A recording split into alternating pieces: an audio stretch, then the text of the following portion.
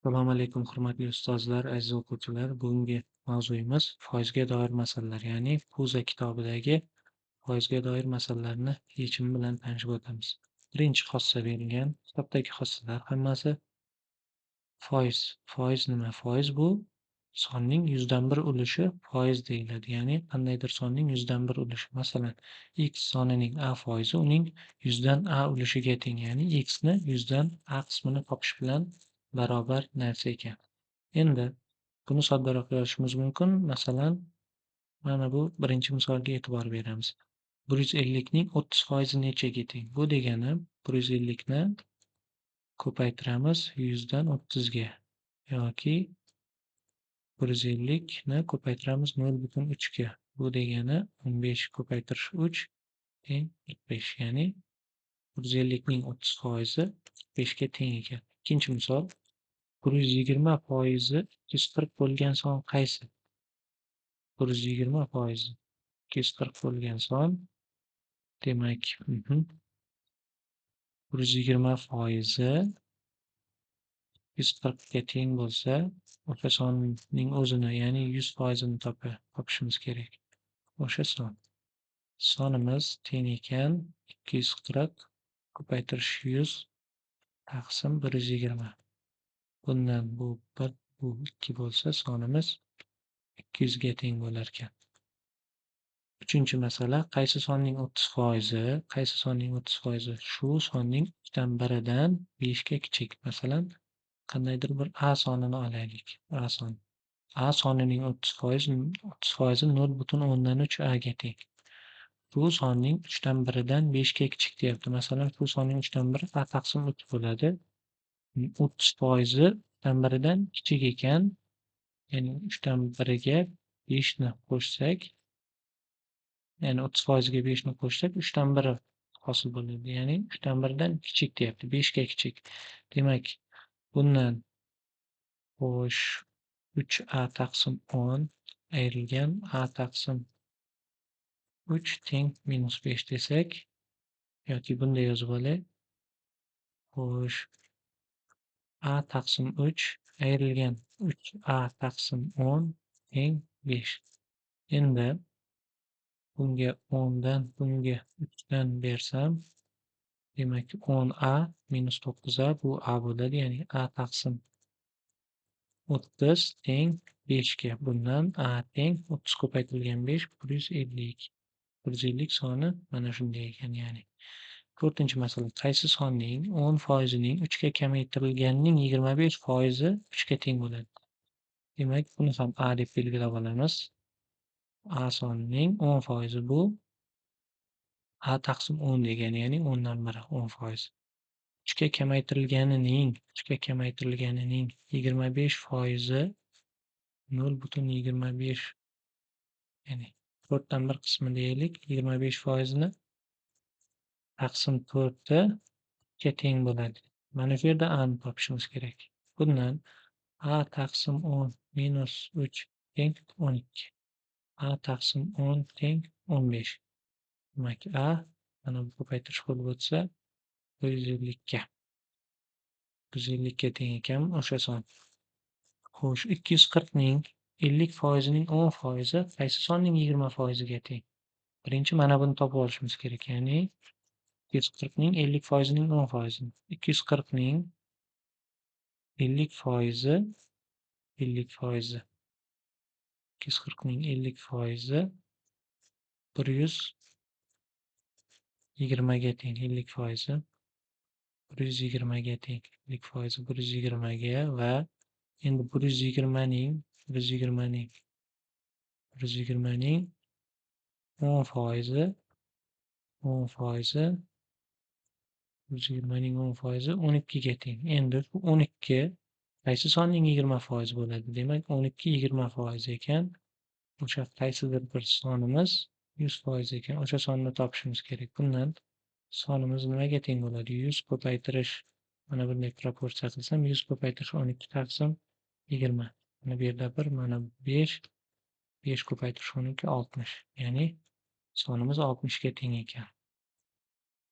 Oltinchi masala, a soni b sonining 30% ga S soni A sonining 50% ga teng bo'lsa, S soni B sonining necha foiziga teng?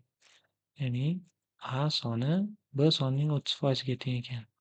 A teng 0,3 B, ya'ni B ning 30% ga. S soni A ning 50% ga teng. S A ning 50% ga teng. 0,5 A, ya'ni A ning yarmi. S soni B sonining qanday qismini tashkil qiladi deyapti. Xo'sh, mana bu yerdan ikkalasidan ikkinchi tenglikdan A ni topib olsam, demak A teng 2S bo'ladimi? A teng 2S, ya'ni mana bu 2 dan 1 bo'lsa, 2 bu yoqqa ko'paytirish bo'lib o'tsa, A teng 2S degan tenglik hosil bo'ladi. Bundan A teng 0,3 B. Endi mana bu ikkalasini tenglashtiraman. Ya'ni 0,3 B bilan 0,3 B bilan 2sini tenglashtiraman. Endi nima deyapti? S soni B sonining necha foiziga teng? Mana bundan S ni topib olishim kerak. Buning uchun ikkala tomonni 2 ga bo'lsam, xo'sh, demak S teng 0,5 A ga, ya'ni B ga. A emas, B bu yerda. S soni B sonining 15% ga teng bo'lar ekan shunda. Javob 15% bo'ladi. 7-masala. Suv omborining 10% to'la. Omborga 200 litr suv quyilganidan keyin omborning 50% bo'sh qoladi. Suv omborining sig'imi necha litr? Suv omborining 10% to'la bo'lsa, 200 litr quyilgandan keyin uning 50% bo'sh qolsa, demak 50% to'ladi. Bundan 200 litrimiz 40% ga teng ekani kelib chiqadi. Ya'ni 40% ga qadar suv quyilgan bo'lsa, demak u yarmi to'lgan bo'ladi shunda. Demak 200 litrimiz 40% bo'lsa, qancha litrimiz V suvning omborning hajmi qancha litrimiz 100% bo'ladi ya'ni. Bundan V ni topsak, xo'sh, 200 ko'paytirish 100 taqsim 40, mana bu 1, mana bu 5 bo'lsa, omborning hajmi 500 litrga teng ekan. Xo'sh, 8-masala. Bir guruhning 60% erkaklar, erkaklarning 50% ko'zoynakli erkaklar bo'lsa, ko'zoynaksiz erkaklar bu guruhning necha foizini tashkil qiladi? Demak, guruhning 60% erkaklar ekan, erkaklarning 50% ko'zoynakli erkaklar bo'lsa, demak 50%, mana bu 60% ning yarmi, ya'ni 30%, umumiy guruhning 30% ko'zoynakli, qolgan 30% esa ko'zoynaksiz bo'ladi. Shunda ko'zoynaksiz erkaklar bu guruhning 30% ni tashkil qiladi. Ko'zoynagi bor, bunda ko'zoynagi yo'q. 30%. Bizdan mana bu so'ralyapti, javob 30% ga teng. Xo'sh. Bu yerda 9-masala. Atlet dastlab yo'lning 25% ni, keyin esa qolgan yo'lning 3dan 1 ni bosib o'tgan bo'lsa, u umumiy yo'lning necha foizini bosib o'tgan? Demak, dastlab 25% ni bosib o'tdi, keyin 75% qoldi va 75% ning ham 3dan 1 ni, ya'ni yana 25% ni bosib o'tdi. Mana bu uning bosib o'tgan yo'llarning foizi. Demak, jami bo'lib 50% yo'l bosib o'tilgan ekan. 10-masala. 80 kishilik guruhda qizlarning soni 50 ta. Demak, qizlar 50 ta, bunda o'g'il bolalar 30 ta bo'ladi. Xo'sh, guruhning 50% imtihondan o'tgan bo'lsa, demak 40 ta odam imtihondan o'tgan ekan. Imtihondan 40tasi o'ta olmadi. Imtihondan o'tgan qizlarning eng kam soni nechaga teng? Demak, o'g'il bolalar 30 ta dedik. Demak, hamma o'g'il bolalar imtihondan o'tsin. Ya'ni 40 ta odam o'tgan bo'lsa, jami odam imtihondan o'tgan, o'shalardan qizlarning eng kam miqdorini, ya'ni qizlarning minimum miqdorini topishimiz kerak. Uning uchun o'g'il bolalarni maksimal darajada chiqarishga harakat qilamiz. Demak, o'g'il bolalarning hammasi o'tsin, 30 tasi.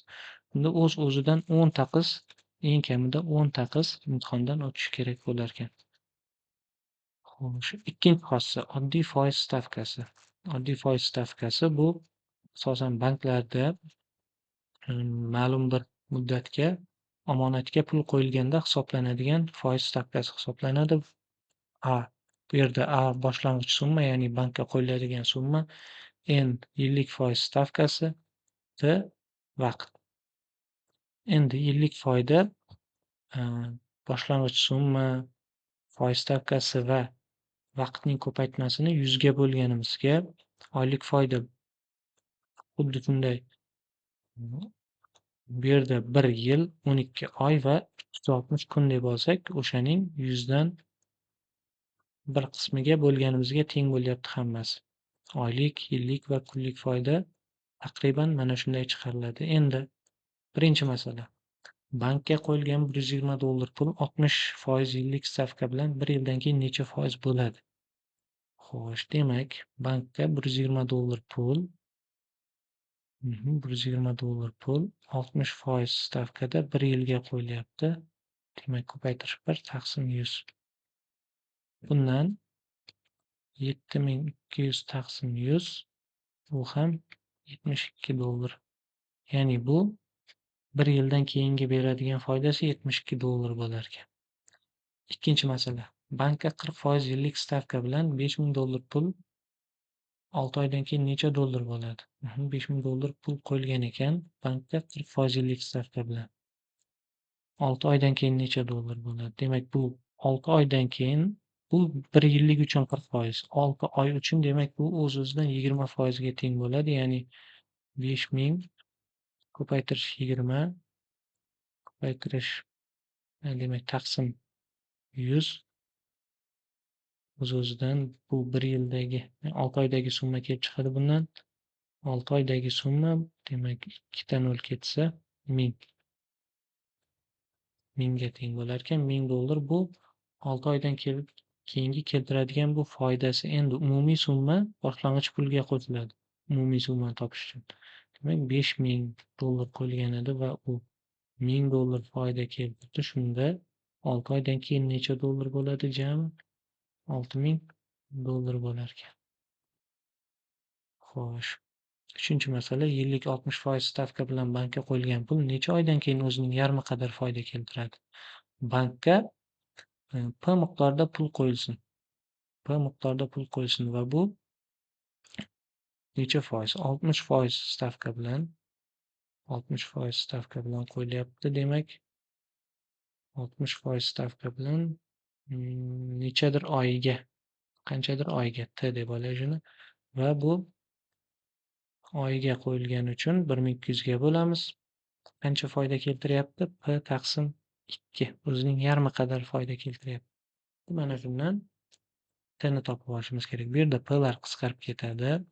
Demak, mana bu yerda ham xo'sh, T taqsim 20 teng 1 taqsim 2. Bundan 2 ta teng 20, T teng 10. Ya'ni 10 oydan keyin o'zining yarmi qadar foyda keltirar ekan. To'rtinchi masala, bankka yillik 50% bilan qo'yilgan pul 6 oydan keyin $6250 bo'lgan bo'lsa, bankka necha dollar pul qo'yilgan? Demak, 50% bilan qo'yilyapti pul 6 oydan keyin. Mana buni endi yillikka aylantirish uchun xo'p, mayli, oylik bilan ishlab ketaylik. Demak, qanchadir pul qo'yildi P miqdorida 50% stavka bilan, foizini yozmay shuni, 50% stavka bilan va 6 oy muddatga oylik foydasi demak va pulni o'zi bilan oylik foydasini qo'shganimizda $6250 bo'lyapti. Mana bu yerdan endi P'ni topsak bo'ladi. Demak, xo'sh, mana buni soddalashtirsak 300 P taqsim 1200 bundan 3 P taqsim 12 yoki P taqsim 4 ga teng bo'lar ekan bu. P taqsim 4 ga.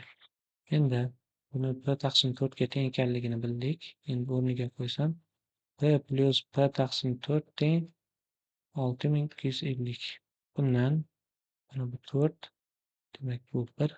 5 p taqsim 4 teng 6250. Bundan p'imiz nimaga teng? 6250 ko'paytirish 4 taqsim 5. Bundan 6250 ni 5 ga bo'lib 4 ga ko'paytirishim kerak. Demak, 6250 ni 5 ga bo'lsak, xo'sh, 1, 2, 1200, demak 50 bo'ladimi? 1250. Uni ham 4 ga ko'paytsam 5000. Ya'ni $5000 pul qo'yilgan ekan bankka. Xo'sh, bir xil miqdordagi pul K va K-4 foizlarda bankka qo'yilganda bir yilda keltirilgan foydalari farqi $4000 bo'ldi. Bankka qancha pul qo'yilgan? Demak, K foizda pul qo'yilgan bo'lsa, P miqdordagi pul K foiziga, ya'ni bir xil miqdorda deyapti, P deb belgilab oldim buni. K foiziga 1 yilga qo'yildi. Yillik foiz stavkasi, ya'ni foydasini hisoblaymiz va K-4 ya'ni bundan ayiraman endi. Chunki K-4 bunga qaraganda foiz kam. Foiz kam bo'lsa, foyda ham kam bo'ladi. Endi K-4 foiziga T yilga qo'yildi va farq qancha bo'ldi deyapti. Bundagi farq T'miz 1 ga teng bo'ladi. Demak, ikkalasidan biridagi foizlari farqlanadi bu yerda. 1. Endi bu ham 1 yilga qo'yildi va foydalari orasidagi farq $4000 ekan. $4000. Bundan buni soddalashtirsam, PK minus PK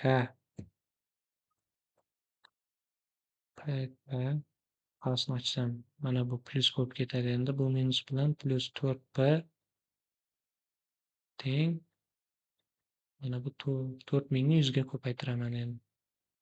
4000 ni yoniga 2 tani o'tayman, 400 ming bo'ladi. Bundan PKlar qisqarib ketadi. 4P teng 400 ming bo'lsa, bundan P teng 100 ming degan javob chiqadi. Ya'ni $100,000 pul qo'yilgan ekan bank. Demak, 4-xossa bizda foyda va zarar. Narxi M bo'lgan molni S narxda sotilsa, ikkita holat yuz berishi mumkin. Birinchi holat S katta M yoki M katta S bo'lishi mumkin. Bu yerda uchinchi holat ham bor. S teng M, bu yerda zarar, foyda, zarar, umuman foyda ham ko'rilmaydi, zarar ham ko'rilmaydigan holat. Shuning uchun buni yozib o'tirmadik. Demak, bu yerda ikkita holat bo'ladi. Birinchi holatni ko'ramiz. Ya'ni bu yerda S M dan katta bo'lsa, bu foyda bo'ladi. Ya'ni biror mol M narxda olinib, S narxda sotilyapti. Ya'ni sotilayotgan qiymat olingan qiymatdan katta bo'lsa, u o'z-o'zidan foyda bo'ladi. Masalan, $5 dan olingan narsa $10 dan sotilsa, o'z-o'zidan bu, demak, S katta bo'lyapti M dan, bu o'z-o'zidan foyda degani. Xuddi shunday, bu agar teskarisi bo'lsa, bu zarar bo'ladi. Ya'ni foyda miqdori ham mana bu ikkalasini ayirmasi bilan belgilanadi. Xo'sh, M katta S bo'lsa zarardir. Ya'ni siz bir molni masalan $10 dan olib, endi biz masalan $3 dan sotsak, bu zarar. Ya'ni bu yerda olingan qiymat katta bo'lib ketyapti sotilgan qiymatdan. O'shaning uchun bu zarar bo'ladi. Zarar miqdori bo'lsa, boyagidek kattasidan kichigini ayirib qo'yaveramiz. Zarar bu yerda $7 zarar ko'ryapmiz demak. Shunday, endi mana shu qiymatlarni topgan holda biz foyda foizi va zarar foizini hisoblashimiz mumkin. Uning uchun foyda miqdorini umumiy olingan miqdorga bo'lamiz va 100 ga ko'paytiramiz. Zarar miqdorini ham olingan miqdorga bo'lib, uni ham 100 ga ko'paytirsak, biz demak zarar foizini topgan bo'lamiz. Birinchi masala foyda va zararga tegishli.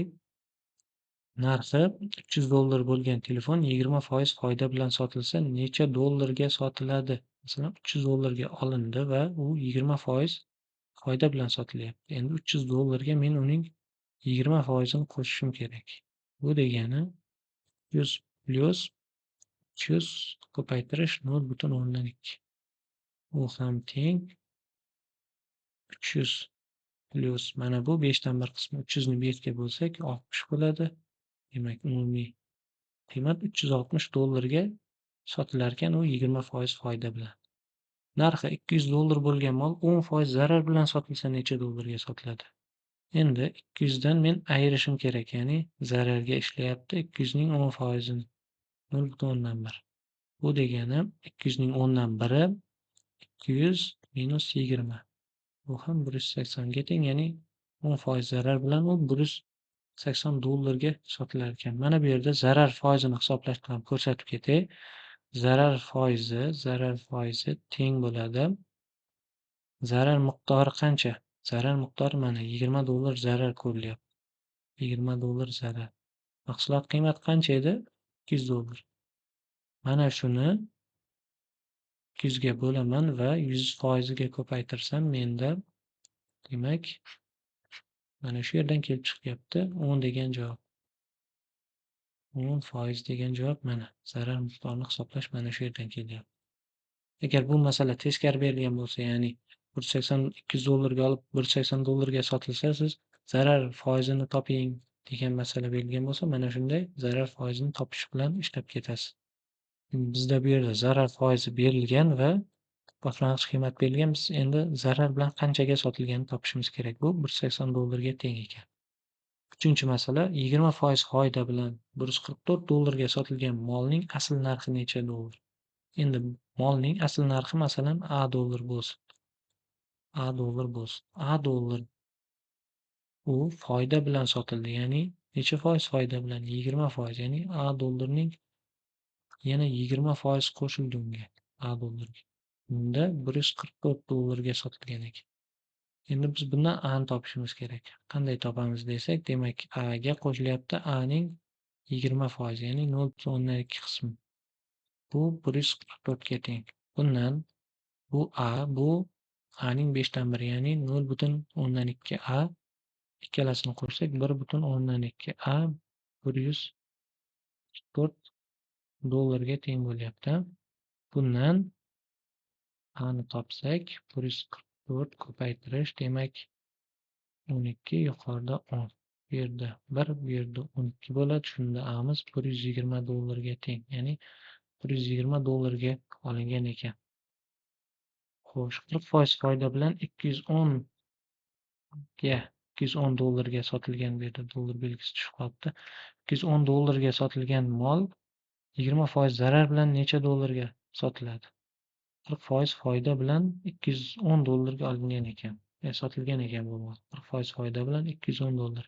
Demak, 1,4 A teng 210 bo'lgan ekan. Ya'ni 40% foyda bilan A so'mdan olinib $210 ga sotilyapti. 40% foyda bilan. Mana shundan A ni topsak 210 ko'paytirish 14 yuqorida 10. Bu yerda demak 210 ni 7 ko'paytirish 30 deb yozib olaman. 10 taqsim 7 ko'paytirish 2 qilsam, bu yerda 7 lar ketadi. 302 150. Endi $150 ga nima qilingan ekan bu? Olingan ekan va $210 ga sotilgan ekan. Agar mana shu $150 ga emas, 20% zararga sotilsa shu mol yoki $210 ga emas, 20% zararga sotilsa necha dollarga sotiladi? 150 dan uning 20% ni ayirib tashlayman. Ya'ni 150 dan uning 0,2 qismini ayirib tashlayman. Bundan 150 dan demak men uni 10 ga bo'lib 2 ga ko'paytirsam 30 ga teng $120 bo'lar ekan. 20% zarar bilan sotilsa shu mol. 4-masala bizda 120 chiqdi. Demak, 5-masala bir molni 20% zarar bilan sotilsa $240. Boshqa bir molni 10% foyda bilan sotish $220 ekan. Ikkita molning umumiy qiymati necha dollar deyapti. Demak, birinchi mol 20% zarar bilan sotilsa $240. Ya'ni 0,8 A teng 240. Bundan A teng 300 mi? 300 ga teng ekan. Ikkinchi mol uchun 10% zarar bilan $220, ya'ni 10% foyda bilan $220. Bundan 1,1 A. Agar 10% zarar bo'lsa, 0,9 A bo'lar edi. 1,1 A teng $220 bo'lsa, bundan A nimaga A dedim? B deb olay. Ikkinchi mol uchun B bo'lsa, 1,1 B. Bundan B teng 200 bo'ladi. Endi ikkita molning umumiy qiymati mana bu ikkalasini qo'shsak 500 degan javob chiqadi. 6-masala bilet narxi 20% chegirmaga olinib, narxi 20% ga oshirib sotilsa, biletdan necha foiz foyda qilinadi? Bilet narxi A so'm bo'lsin va u 1,2 ya'ni 0,8 A chegirma bilan 0,8 A so'mga olindi deylik. Va yana bu endi shu 20% ga oshirib sotilyapti. Mana shundan keyin ham ya'ni nima bo'lyapti? Ya'ni xo'sh, u yerda bilet 20% chegirmada xarid qilinib, A so'mlik bilet xarid qilindi 0,8 A ga va narxi 20% ga oshirib sotilsa. Demak A ga emas, 1,2 A ga sotilyapti. Bu 0,8 A ga olib, asl narxidan 1,2 A ga sotilyapti. Bir biletdan necha foiz foyda qilinadi? Demak, bir biletdan necha foiz foyda qilinadi? Foyda foizini topishimiz kerak. Demak, bu yerda xo'sh 0,8 A ga olyapti, 1,2 A ga sotyapti. Demak, 1,2 A minus 0,8 A. Bu 0,4 A bu foyda foizi, foyda miqdori. Endi foydaning foizini topmoqchi bo'lsam, foyda miqdorini molning, demak, mana bu sotgan narxiga bo'lsam, 0,8 A ga bo'lsam, va uni 100 ga ko'paytirsam, demak, mana bu xallar ketsa, bu 2dan 1, uning yarmi 50. Demak, 50% foyda foizi topilar ekan. Ya'ni necha foiz foyda qiladi? U 50% ga foyda qilar ekan demak. 20% chegirmada va yana 20% ga narxini oshirib sotsa. Xo'sh, 7-masala 30% foyda bilan sotilayotgan molga $200 chegirma berilgandan keyin 10% zarar yetdi. Demak, molning narxi necha dollar ekan? Xo'sh, 30% foyda bilan sotilayotgan molga deyapti. Masalan, mol A so'mga olingan bo'lsa, u 1,3 A ga sotilyapti va yana chegirma berilyapti. Chegirmadan keyin u 10% zarar yetyapti, ya'ni 0,9 A ga teng bo'lib qolyapti chegirmadan keyin. Umumiy molga 10% zarar yetdi. Mana shu tenglamadan biz A ni topsak bo'ladi. Demak, buni ayirish qilib, buni bu yoqqa qo'shib qilib o'tkazsam, 0,4 A teng 200, bundan A teng 500 degan javob kelib chiqadi. Javob $500 ekan molning narxi. 8-masala. Xo'sh, demak, $2000 dan olingan mol necha dollarga sotilsa 40% zarar bilan sotiladi. Demak, $2000 dan olinyapti mol va 40% zarar bilan sotilyapti. 2000 ni 0,4 ga ko'paytirib 2000 ni ayiraman. Buni 10 ga bo'lib 4 ga ko'paytirsam 8 bo'ladi. 2000 dan 800 ni ayirsam $1200 degan javob chiqadi. Ya'ni 1200 ga sotilayotgan ekan. 40% zarar bilan. 9. Bir sotuvchi 40% chegirma qilib 20% foyda qilyapti. Sotuvchining chegirma qilmasdan oldingi foydasi necha foiz? Demak, sotuvchi demak A so'mga bir mahsulotni olyapti va 40% chegirma qilib, ya'ni mana bundan 40% ni ayirib tashlasak 0,6 A qoladi. Foyda qilib, demak 20% foyda qilyapti deyapti. Demak, bu A so'mdan sotayotgan bo'lsa, endi 0,10 A dan sotsa ham foyda qilar ekan. Bu B so'mdan olgan bo'lsin masalan. 20% foyda qilsa, bu 1,2 B ga sotadi degan. Bundan nima tengligi keladi? 0,6 bilan 1,2 B ning tengligi keladi. Bu qayerdan kelib chiqdi? Sotuvchi 40% chegirma qildi. A so'mdan sotayotgan edi, 40% chegirma qildi, 0.6 A ga teng bo'ldi. Va 20% foyda qilyapti. 40% chegirma qilib, 20% foyda qilyapti. Ya'ni B so'mdan olgan bo'lsa, u 1.2 B ga sotgani qadar foyda qilyapti aslida demak. Bunda 0.6 A teng 1.2 B bo'ladi. Bundan sotuvchi chegirma qilmasdan oldingi foydasi necha foiz deyapti. Ya'ni chegirma qilmasa edi 40%, chegirmasi yo'q bo'lsa necha foiz foyda qilardi? Xo'sh, demak, bundan biz B ni topsak, 0.6 A taqsim 1.2 teng 2 dan 1 bo'ladi, 0.5 A ga teng bo'lar ekan. B'miz 0.5 A ga teng bo'ladi. Ya'ni 0.5 A ga olgan ekan va uni A so'mdan sotayotgan ekan. Chegirma qilmasdan 0.5 A ga olib, uni A so'mdan sotayotgan ekan. Bunda foyda necha bo'ladi? Foyda A so'mdan 0.5 A ni ayirib tashlasak 0.5, ya'ni 0.5 dan olib, masalan 100 so'mdan olib, yana ustiga 100 so'm qo'shib, u 200 so'mdan sotyapti. Bu yerda ustiga yana 100% qo'shilyapti. 100%. Endi bu foyda foizini 100 ekanini biz son berib ham topdik. Endi formula bilan topsak, foyda foizi 0.5 A taqsim 0.5 A, ya'ni molning foydasi 0.5 A ga teng.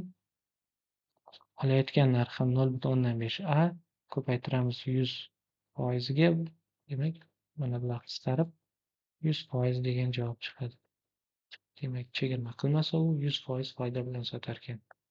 Chegirma qilsa 20% foyda bilan sotar ekan. Xo'sh, bir sotuvchi donasini $40 ga olgan oyoq kiyimning 3dan 1ni $50 dan, qolganini $65 dan sotsa necha foiz foyda qiladi?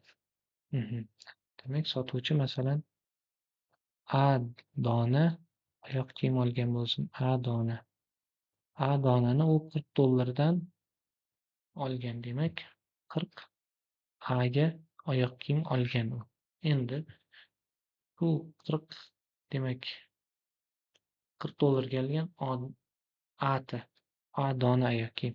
Demak, shu olgan oyoq kiyimning 3dan 1ni, ya'ni A taqsim 3ni u $50 dan, qolganini 3dan 2 qismini, demak 3dan 2 A deb buni $65 dan sotsa necha foiz foyda qiladi deyapti. Demak, buni qo'shsak, ikkalasini qo'shib yuborsak, xo'sh, nimaga teng bo'ladi? Mana bu yerda 3A taqsim 3, demak, bu yerda 50A taqsim 3 plyus 130A taqsim 3. Bundan 180A taqsim 3 teng 60A. Demak, u 40A olgan narxi bu. Olgan narxi bu, mana bu sotgani, umumiy sotgani. Demak, foyda foizi hisoblash kerak. Umumiy foydani hisoblaylik boshda. Demak, 60. Foyda nimaga teng bo'ldi? 60A minus A. 40A teng 20A. Foyda 20A ekan. Foyda foizi demak 20A taqsim 40A. Bundan 100 ga ko'paytirsak 50% foyda qilgan ekan. Ya'ni oyoq kiyimning 3dan 1ni $50 dan, qolgan $65 dan sotsa 50% foyda qilar ekan. Xo'sh, shuning bilan foizga doir bizda matnli masalalarning yechimlarini ko'rib o'tdik. Endi aralashmaga doir masalalarni ham ko'ramiz va aralashma va foizga doir matnli masalalar qatnashgan testlar variantlarini ko'rib o'tamiz. Va shuning bilan bizda attestatsiyadagi navbatdagi matnli masalalar qismi ham yopiladi. Xo'sh, demak, foizga doir matnli masalalarni ko'rdik. Qolgan attestatsiyada qolgan attestatsiyadagi spetsifikatsiya bo'yicha demak, qolgan qismlarni Telegramda va YouTube'da Mazbus.uz kanalida kuzatib borishlaringiz mumkin. Demak, hozir biz matnli masalalar bo'limini yopib yaqinladik. Undan keyin bo'lsa spetsifikatsiya bo'yicha keyingi qismlarni ham davom ettiramiz. Bizni kuzatishda davom eting. Video yoqqan bo'lsa uni yaqinlaringizga, tanishlaringizga ulashing, layk bosing, obuna bo'ling va bizni kuzatishda davom eting. Rahmat, sog' bo'ling.